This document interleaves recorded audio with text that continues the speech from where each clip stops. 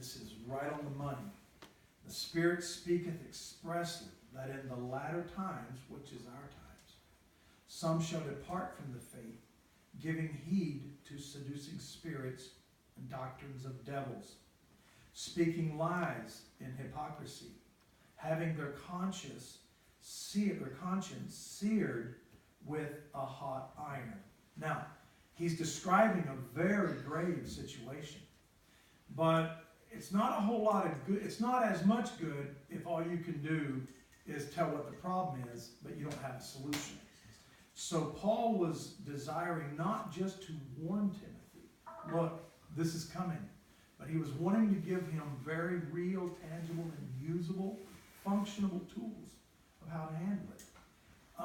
And he says, he picks up in verse 6, and his whole thing is now, he's going to give Timothy, what's the best advice I can give you when this occurs?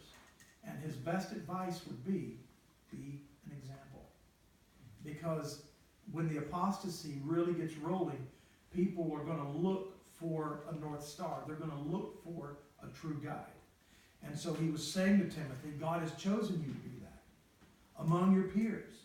And he says, if thou put, and first thing he said was, if thou put the brethren in remembrance of these things, thou shalt be a good minister of Jesus Christ, nourished up in the words of faith and of good doctrine, whereunto thou hast attained. So he's saying, look, the best way you can help people is to be a faithful remembrance, a faithful servant, bringing them into remembrance of these things. Don't shy back to remind them day and night, look, we're in a terrible age. It's not like any other day before. It's prophesied to be the worst day imaginable. As Jesus said, men shall get worse and worse, and deceivers. And so the very first line of defense that you will be for people who you care about, the very best and first line of defense you can give them is to stir up their understanding of the day and hour that they live in. And he says, and you bring faith and good doctrine, and it proves that you yourself have attained these things. Verse 7, and this is advice. But refuse profane and old wives' fables, and exercise thyself rather unto ungodliness. The world is full of stupidness, silliness, and people whistling past a graveyard. See? And Paul is saying, hey, be vigilant, be sober, be different. Stand apart. I appreciate the comments that you make yourself common. You're not like an untouchable. Carry on with that, because apparently it's very disarming, because people come with built-in defenses. And so if you can get them to lower their shield, you can get right in and deal with their heart. So it's very, very good advice. And he says, watch this, for bodily exercise, which they're going to be putting you through the rigors, and that's fine. But Paul's reminding, it profiteth little by comparison. He's not saying exercise isn't really valuable. It certainly is. Physical fitness and health are great. But by comparison to the spiritual, it's minuscule. And that will help you with balance.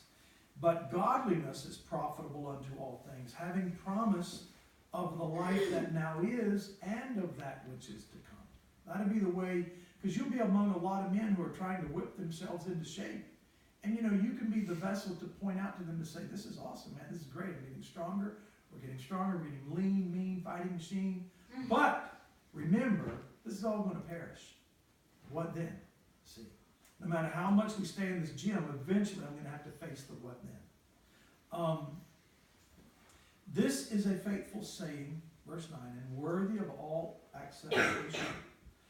For therefore we both labor and suffer reproach, because we trust in the living God, who is the Savior of all men, especially of those that believe. These things command and teach. And this is his instructions to Timothy. Teach these things.